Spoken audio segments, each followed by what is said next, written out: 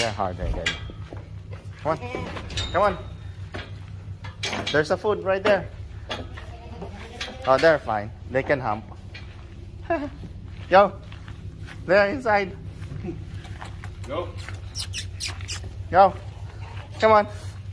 Go. Hold up. Go. No. Let me close the door. Let me close it. There's. Go out.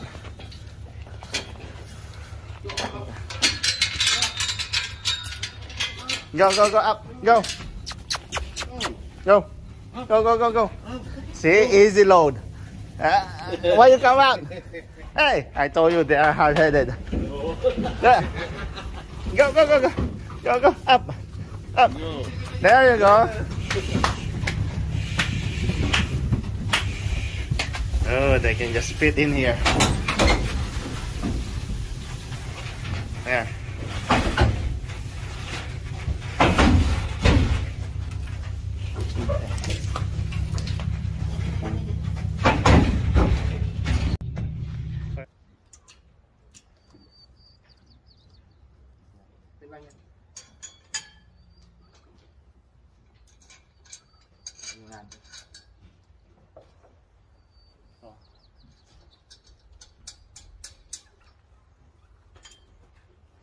Hindi siya pwede sa ganito. Masyado siyang malaki.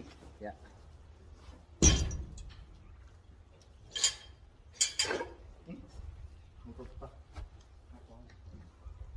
Ito, Ivermectin din to, pour on. Para kung meron siya mga kuto or lisa or yung mites sa balahibo.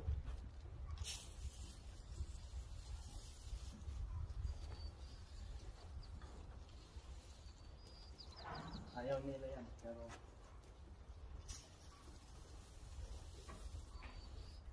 effective yan. Massage nyo lang para hindi tumulok.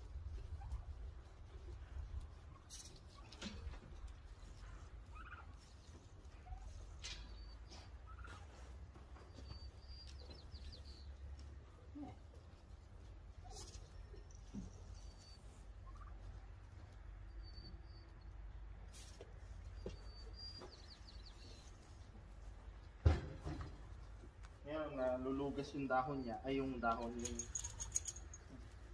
yung balahibo niya. Ibig sabihin kulang na siya sa copper, so kaya binigyan natin siya ng isa. Okay na yun. Tapos after 6 months bibigyan ulit natin siya ng copper. So ngayon, yan ready na siya to breed. Pero ano ko muna siya, susunod na mga bigyan mo na siya ng mga couple days. Loaded ko na video, doon kayo mag-comment ng shoutout para may shoutout ko kayo. At saka sa mga gusto pong mag-inquire about sa aming mga kambing or doon po sa may mga katanungan, pwede din po kayo mag-leave ng comment sa video na to o kaya doon po sa aming Facebook account na Arlington Boer Goats Messenger. Pwede po kayong mag-message sa amin doon. So, salamat pong muli and enjoy watching po.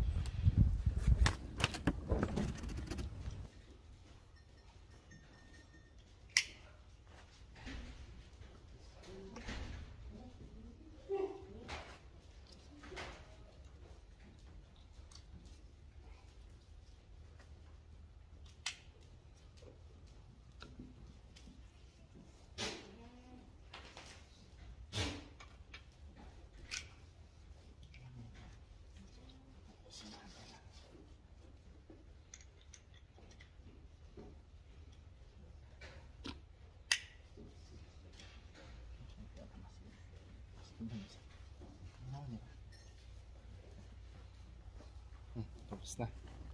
Tapos ang gagawin natin, yan.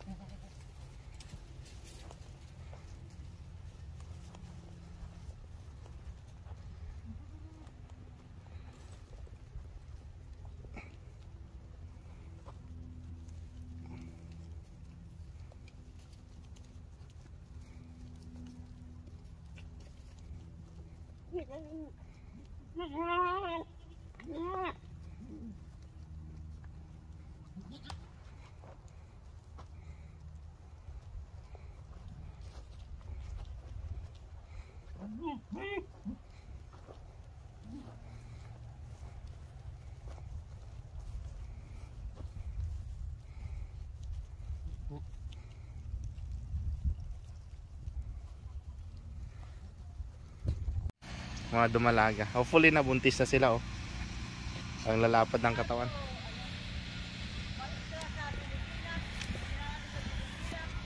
Trabahador sa Amerika.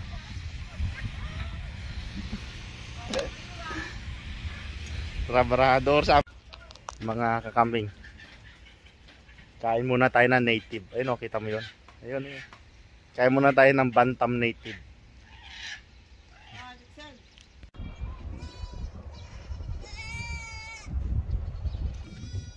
So,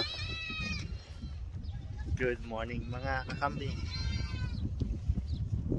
So, another day na naman. Goy. Wala, papakain lang tayo ngayon. Update lang tayo. Ayun yung mga, hindi nyo ilan na lang sila. Kasi binabawasan ko na sila. Ito yung older dog ko. So, isa-isa silang binabawasan. Tapos ayun yung back ko. Nasaan na yun? Mag-iisang taon. And ang ngengi ng mga batang kids ko. Ayun. Wala pa kasi yung daddy nila.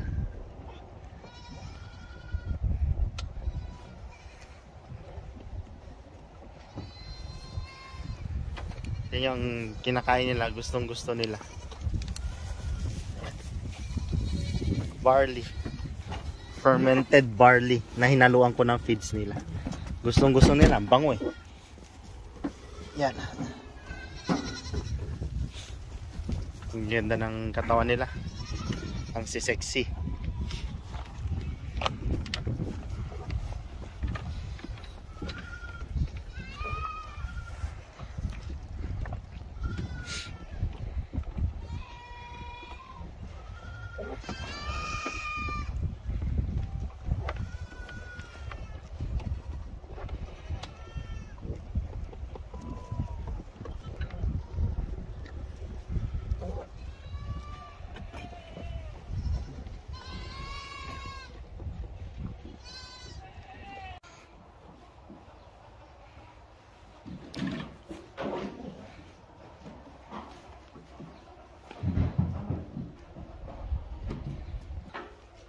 Ayan, mga kambing.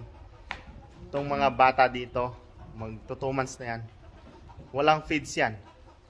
Regular na katawan niya lang yan. Damo lang yan. Walang feeds ang nanay yan saka ang anak.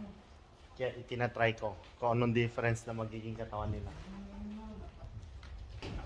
Try mo yung katawang may feeds at walang feeds. Ayan o. Wala, damong-damo lang yan mga kambing. O. Ito, laki pa rin ang katawan, oh. Bilog na bilog. Nanay pa lang yan, oh. Ito pa. Oh. Ah. Oh, mga bilog na bilog. Walang feeds mga kambing. Talagang nasa dugo na nila yan. Yan mga kambing kasi yung genetics. Genetics na yan. Dugo na nila yan. Kaya kahit walang feeds yan, malalaki yan. Yung mga bata, hindi yung nanay. Mga bilog parang mga tubo. Yun lang, hindi ko alam kung ilang gano'n sila kabigat. So,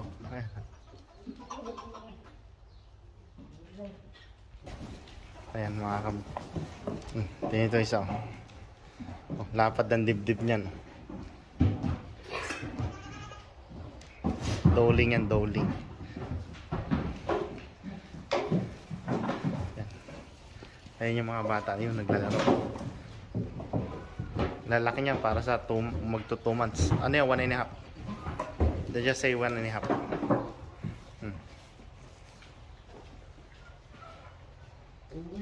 Ayan ba?